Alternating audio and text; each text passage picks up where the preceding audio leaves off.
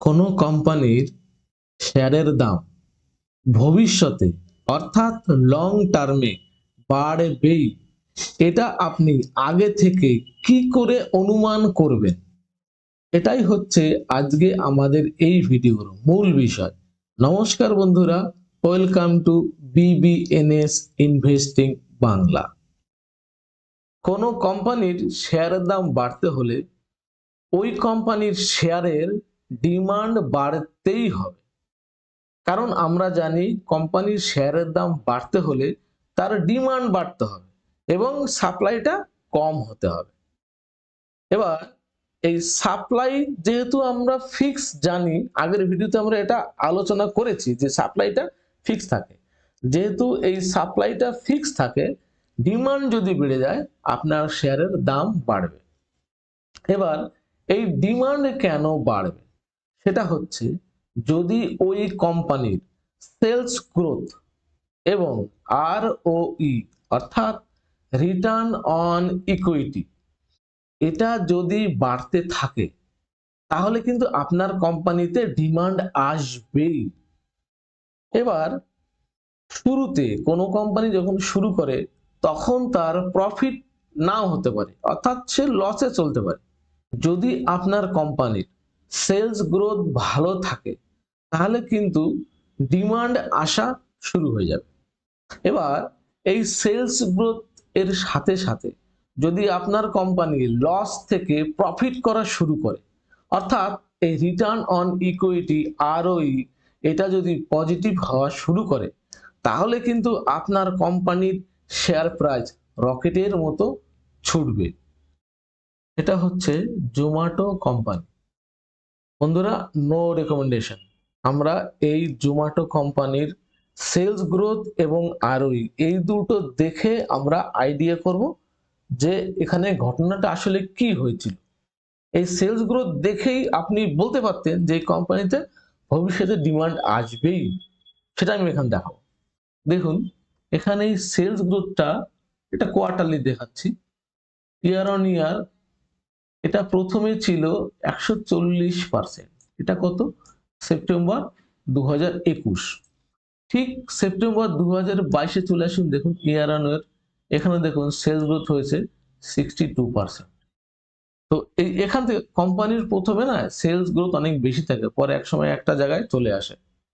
তো দেখুন এরপরেই এর সেলস গ্রোথ দেখুন এই 82, 75, 67, 75 এরকম হচ্ছিল। তো এর সেলস গ্রোথ কিন্তু বেশ ভালো। দেখুন এই লেটেস্ট কোয়ার্টারও দেখুন 68% সেলস গ্রোথ। এটা ইয়ার অন ইয়ার, ঠিক আছে? তা আমরা এখানে প্রথমেই দেখে নিলাম যে এই কোম্পানিটির সেলস গ্রোথ কিন্তু বেশ ভালো। অর্থাৎ যখনই সেলস গ্রোথ ভালো আছে এই কোম্পানিতে ডিমান্ড আসা শুরু হয়ে যাবে। আমরা পরে এটা দেখছি। এবারে আপনারা একটু এইখানটা খেয়াল করুন যে এই দেখুন জুন কোয়ার্টারটা। এই জুন কোয়ার্টারে দেখুন আপনার কোম্পানি প্রথম প্রফিট করে 2 কোটি টাকা। এর আগে দেখুন কোম্পানি কিন্তু লস করছিল। এবার এই জুন কোয়ার্টার এসে দেখুন কোম্পানির প্রথম প্রফিট হয়, অর্থাৎ এর ROE-টা পজিটিভ হয়। আপনারা দেখবেন যে কোম্পানিটি জুন কোয়ার্টার থেকেই রকেটের মতো ছোটা শুরু করে। আমি এখনই দেখাচ্ছি। এটা হচ্ছে জোম্যাটো কোম্পানির ম্যাক্সিমাম চার্ট। আপনারা দেখুন যে এই শুরু থেকে দেখুন এই 21 সাল থেকেই কোম্পানির ডিমান্ড দেখুন আস্তে আস্তে আসা শুরু হয়ে গেছিল। কি করে বুঝবেন? দেখুন এর ভলিউমটা দেখুন, এর ভলিউমটা কিন্তু বাড়ছে। দেখুন এই সময় কিন্তু কোম্পানি লস করছিল, তাও দেখুন এর ডিমান্ড দেখুন, এই দেখুন ডিমান্ড বেড়ে গেছে কোম্পানির। তো এখান থেকে যারা স্মার্ট ইনভেস্টর আছে তারা এখান থেকে ঢোকা শুরু করেছে, কারণ কোম্পানির সেলস গ্রোথ অনেকটাই বেশি দেখাচ্ছিল বা ভালো ছিল। এবারে দেখুন তো এখানে অনেক ইনভেস্টর যারা স্মার্ট ইনভেস্টর তারা ঢুকে গেছে এই সেলস গ্রোথ দেখেই। তো এরপরে দেখুন যখন এটা কনফার্ম হয়ে গেল, মানে যখন আপনার এই জুন মাস চলে এলো, ধরুন এই জুন, মে, এটা হচ্ছে জুন, দেখুন এই জুন মাস যখনই চলে এলো তখনই কিন্তু কোম্পানির প্রফিট শুরু হয়ে গেল। জুন কোয়ার্টারেই আমরা প্রফিট দেখে ফেলেছি। দেখুন এরপরে সেলস গ্রোথ কিন্তু একই আছে, সেই একই 70% এর কাছাকাছি। দেখুন যখনই কোম্পানি প্রফিট করা শুরু করলো না, দেখুন আপনার কোম্পানির শেয়ার প্রাইস দেখুন কেমন রকেটের মতো শুরু করলো ওঠা উপরের দিকে। তো এইখান থেকে এই পর্যন্ত প্রায় এটা 400% বেড়েছে কোম্পানির শেয়ারের দাম। তাহলে বন্ধু এখানেই আপনি দেখতে পারলেন যে কোম্পানির সেলস গ্রোথের সাথে যদি কোম্পানির রিটার্ন অন ইকুইটি বাড়ে, তাহলে আপনার কোম্পানির শেয়ারের প্রাইস বাড়বেই। আর এর উল্টোটা যদি হয় তাহলে কিন্তু আপনার শেয়ার প্রাইস কমবে। এটা হচ্ছে ইয়েস ব্যাংকের চার্ট। দেখুন এর প্রথম থেকেই সেলস গ্রোথ এবং ROE এবং ROCE, ব্যাংকিং এর ক্ষেত্রে আমরা এই ROE না দেখে ROCE অর্থাৎ রিটার্ন অন ক্যাপিটাল এমপ্লয়েড এটা দেখব। আর এই এই যে টার্মগুলো আসছে ROE ROCE এগুলো আমরা ভবিষ্যতে আলোচনা করব। দেখুন তো প্রথমে এর এই ROCE বা ROE বলেন এটা এবং সেলস গ্রোথ ভালো ছিল, তাই এর শেয়ারের দাম দেখুন আকাশ ছোঁয়া হয়ে গেছিল। এবারে যখন এই কোম্পানিটি 2019 সালে যখন সে লস দেখালো, দেখুন এটা হচ্ছে ফেব্রুয়ারি মাসে আর রেজাল্ট এসেছিল মার্চ মাসে। তো মার্চ ওই ধরুন এপ্রিল মাসে রেজাল্ট চলে এসেছে। এপ্রিল মাসে যখন এই কোম্পানি দেখালো যে আমার লস হয়েছে 2000 কোটি টাকা, দেখুন সেইখান থেকে কোম্পানির শেয়ারের দাম কিভাবে নামা শুরু করলো। অর্থাৎ আপনার সেলস গ্রোথ এবং যদি এই রিটার্ন অন ইকুইটি এটা যদি কমে যায় তাহলে আপনার শেয়ারের প্রাইস নামবেই। এবার আপনি বলবেন যে রেজাল্ট আসার আগেই তো এখানে এই কোম্পানির শেয়ারের দাম কমে গেছে। বন্ধুরা যে কোনো কোম্পানি যখন সে লস করা শুরু করে তার আগে থেকেই তার ইন্ডিকেশন বোঝা যায়। এই জন্যই যারা এখানে স্মার্ট ইনভেস্টর ছিল তারা আগেই এখান থেকে বেরিয়ে গেছে। এবার যখন কনফার্ম হয়ে গেল, হ্যাঁ এখানে তো তারা আইডিয়া করছিল যে হ্যাঁ লস হতে পারে, যখন এটা কনফার্ম হয়ে গেল যে হ্যাঁ লস হচ্ছে, রেজাল্ট এসে গেছে, তখনই আপনার এই কোম্পানির শেয়ার প্রাইস হুড়মুড়িয়ে পড়ে গেছে। তো এভাবেই আপনি কোনো কোম্পানির সেলস গ্রোথ এবং ROE এই দুটো দেখে আগে থেকে অনুমান করতে পারবেন যে ওই কোম্পানির শেয়ারের দাম বাড়বেই বা কমবেই। এই দুটো আপনি আগে থেকে অনুমান করতে পারবেন। বাজারে যত শেয়ার এইভাবে মাল্টিব্যাগার রিটার্ন দিয়েছে তাদের এভাবেই আপনি অ্যানালিসিস করে দেখবেন যে 100% আপনি এর সাথে সহমত হবেন, কারণ বাজার বাড়ে বা কমে এই সেলস এবং ROE এর উপরে। শর্ট টার্মে যেমন একদিন এক সপ্তাহ এরকম ছোট টাইম ফ্রেমে কোনো শেয়ারের দাম বাড়বে বা কমবে সেটা প্রেডিক্ট করা খুবই কঠিন কাজ। কারণ বাজারে যে ইনভেস্টররা শেয়ার কিনতে আসে তাদের বেশিরভাগ শুধুমাত্র শেয়ারের প্রাইস দেখে শেয়ার কিনতে আসে, কারণ এটাই তাদের চোখে পড়ে যে শেয়ার প্রাইস এত বেড়ে গেছে। এবার যখনই শেয়ার প্রাইস বাড়া শুরু হলো ওরাও দেখলো শেয়ার প্রাইস বাড়ছে, এবার এখানে শেয়ারটা কিনে নিল, কারণ যেহেতু দেখছে বাড়ছে আরো বাড়তে পারে সেই আশায়। এবার যখনই শেয়ারটি এখান থেকে নামতে শুরু করলো তো ওর তো লস হওয়া শুরু করলো।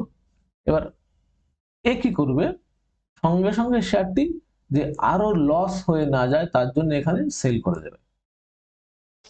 আবার এখান থেকে ধরুন কেউ কিনেছে, এবার এখান থেকে ধরুন এই দিকে উপর দিকে উঠছে প্রফিট হচ্ছে, তখনও শেয়ার বিক্রি করে দেয়, কারণ ভাবে যদি পরে গিয়ে পড়ে যায় তো এখানে বিক্রি না করলেও এই জায়গাটা যেখানে একটু কারেকশন দিচ্ছে এখানে কিন্তু বিক্রি করবেই এই সাধারণ ইনভেস্টর যারা আছেন তারা। এবার এদের প্রবলেমটা এই হয়, শেয়ার বাড়লেও বিক্রি করে দেবে আবার কমলেও বিক্রি করে দেবে। তো এভাবে তারা সারা বছর শেয়ার কেনা বেচা করতে থাকে।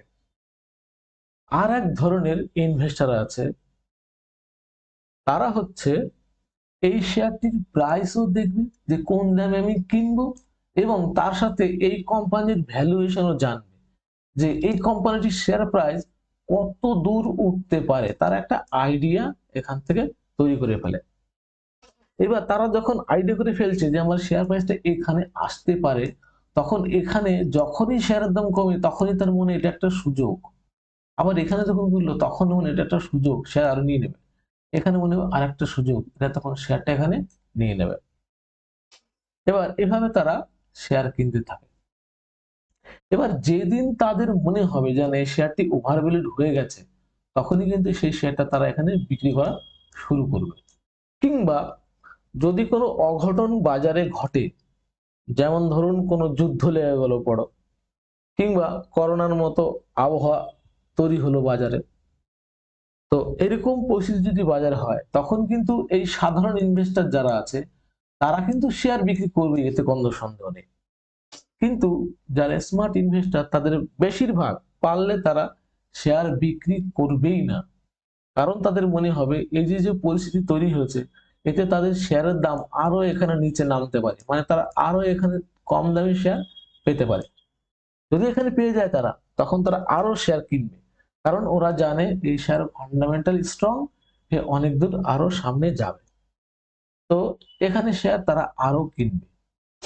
কিন্তু ধরুন এরকম পরিস্থিতিতে যদি তাদের মনে হয় না যে এই করোনা বা যুদ্ধে এই কোম্পানির বিজনেস মডেলে কোনো প্রবলেম এসে গেছে, মানে কোম্পানিটি ফান্ডামেন্টালি মানে আর অতটা ভালো নাও হতে পারে ভবিষ্যতে, যদি আইডিয়া হয় তারা বুঝতে পারে, তাহলে কিন্তু তারা এই জায়গাতে একদম নিচে এখানেও শেয়ার বেচে বেরিয়ে যাবে, তারা থাকবে না।